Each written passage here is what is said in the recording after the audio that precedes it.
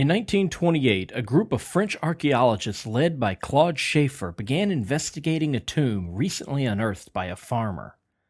What they uncovered at the site was not only a tomb, but an entire city which had been lost to time for 3,200 years. The city, named Ugarit, held thousands of artifacts from throughout North Africa and the Near East, but perhaps the most significant find at the site were several libraries, including the oldest private libraries ever discovered. Hundreds of clay tablets were recovered and deciphered, written in a combination of cuneiform and alphabetic script, were literary and religious texts. From these tablets, we find the oldest known version of the Passover story, which was spelled out in a tale of divine cannibalism. I'm your host, Jason, and this is Dragons in Genesis. The 10th and final plague kicks off in Exodus chapter 11, after the failure of the 9th plague, which saw Egypt plunged into darkness for 3 days. Pharaoh releases the Israelites to go and worship, only to have Yahweh intervene yet again and harden his heart, causing Pharaoh to rescind his latest order and keep the Israelites captive.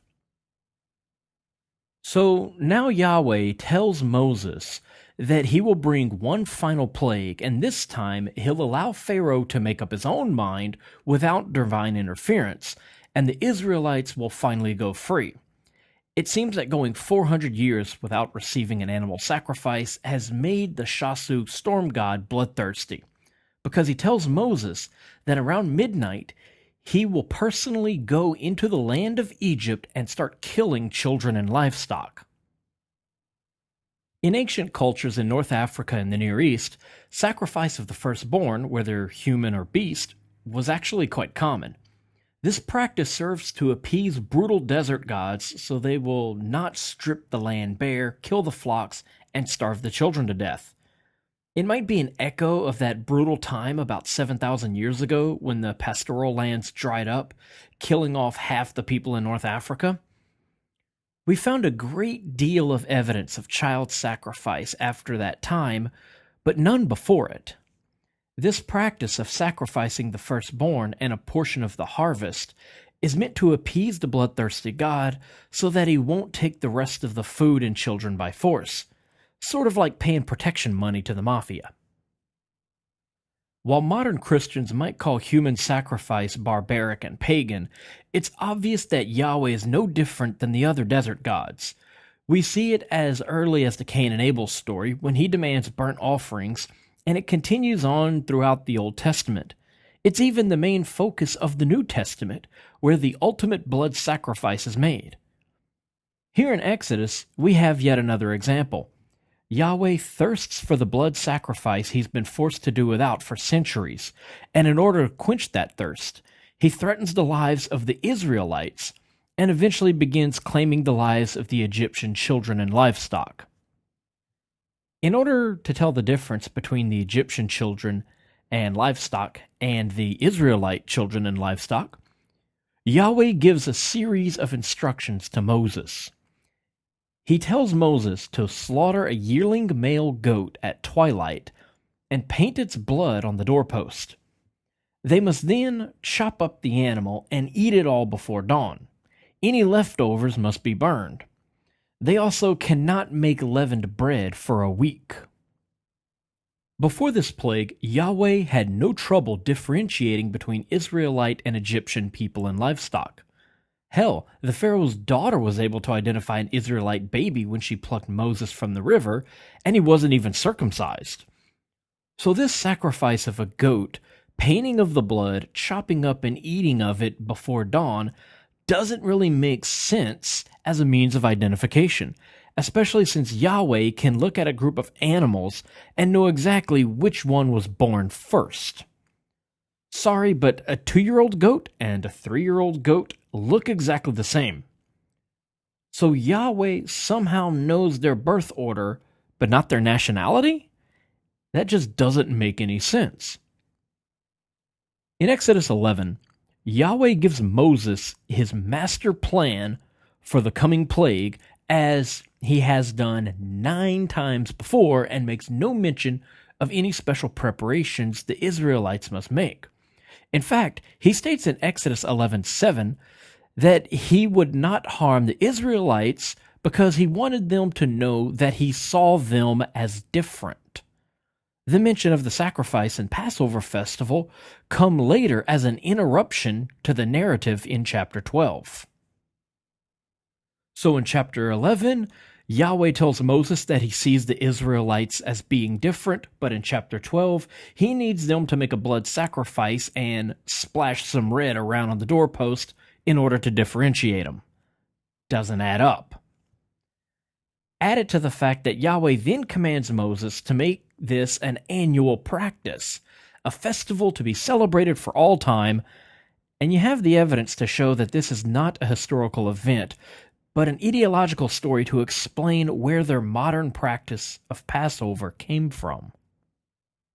In fact, if you read chapter 11, where he outlines the plot of the 10th plague, you can see that the 10th plague has nothing to do with the Passover at all, because the Passover isn't mentioned.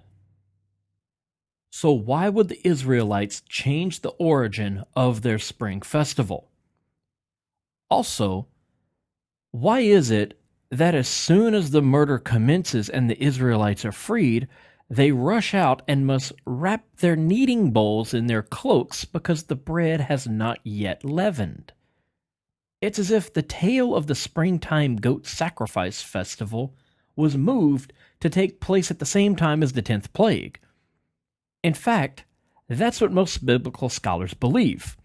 The complications and contradictions in the story seem to indicate that the connections are fabricated. So they have this plague story, and they have this springtime festival story, and they merge the two. Again, we must ask why they are changing the origins of their spring festival. Now, at this point, you might be thinking that I'm engaging in an unhealthy amount of speculation, and rightly so. It might sound far-fetched that there's no connection between the 10th plague, the murder of the firstborn, and the Passover. Because it sounds so far-fetched, I'm going to leave out my own opinions and speculation from this section. Instead, I'm going to present information from Jewish scholars on what they believe is the basis for the Passover festival. That's right. I'm taking all of my information for the rest of this episode on the Passover from books, articles, and papers published by Jewish theology professors and experts on the Torah. This information, as damning as it is to the Passover festival and the Exodus story as a whole, isn't even difficult to find. When it comes to Hebrew Bible studies, it's pretty much mainstream. In fact, the vast majority of the information I present in this podcast comes from Jewish sources, not secular scholars. Prior to the writing of Exodus, Semitic peoples in the Near East had these stories. They had these rituals, but they were separate. Exodus merely combines them to cover the pagan origins. There was a springtime agricultural festival where sacrifice was made to coax the gods into granting favorable weather, a successful growing season, and a bountiful spring harvest of barley. The second ritual wasn't set in time like the spring festival, but would be performed whenever the need arose, and that was a blood magic protection spell against malevolent forces that sought to harm infants. So let's break down the Passover. We'll begin with the timing. Yahweh gives a formula for calculating Passover. He tells Moses that on the 10th day of the first month they shall separate a lamb or goat from the rest of the flock and shall slaughter it on the 14th day and celebrate Passover that night. Now the first month in their calendar was in the springtime and coincided with the spring equinox. And since the month began with the crescent following the new moon, the 14th day would place it around the full moon of that month. So we have the first full moon following the spring equinox as time for the Passover. Next, we have the sacrifice of the lamb. The lamb must be pure and separated from the other animals for 4 days prior to its slaughter. It will then be bled dry, chopped up, and cooked. The blood will be used to anoint the doorpost to protect the residents of the house from a vengeful deity who comes at night to kill the firstborn children. There will be a feast in which the lamb or goat is eaten. All of it must be consumed before dawn. Any remnants must be burned. And while all this is going on, the sinful Egyptians will be murdered in their beds. We can recognize in this story a few parallels to other stories. First, there's the substitution of the Israelite child with a sacrificial animal. Just as Isaac is spared by God and a ram is taken in his place, so are the Israelite children spared and a lamb taken in their place. This substitution is a way for later Israelites to deny their history of child sacrifice. We have evidence of this in their own writing, where Yahweh commands sacrifice as payment for freeing the Israelites from slavery. Then Yahweh spoke to Moses, saying, "Set aside for me every firstborn, the first offspring of every womb, among the sons of Israel, both of man and beast. It belongs to me." Later, they would add a sentence which allows for the firstborn children to be redeemed by sacrificing an animal in its place, just as the goat or lamb was sacrificed during the Passover story. We can also view the Israelite children and the Egyptian children as symbolic twins, which mimic the twin goats used in the scapegoat sacrifice of Leviticus 16. 2 goats are gathered. One is slaughtered while the other is released into the wilderness, just as the Egyptians are slaughtered and the Israelites are then released into the wilderness. This will be repeated in the New Testament when Yeshua, called Son of the Father, is crucified, while Yeshua Barabbas, which means Son of the Father, is set free. Yes, Barabbas' first name was Jesus, but we'll open that can of worms on a later date. So what about the blood on the doorposts? In the story, they're there to ward off Yahweh to prevent him from murdering children in their sleep. Throughout Mesopotamia and the Near East, we have examples of blood magic being used to protect people and livestock from malevolent spirits, deities, curses, witchcraft, and demons. A line of blood from a pure animal on or near a doorway or on the person itself can protect that individual from harm.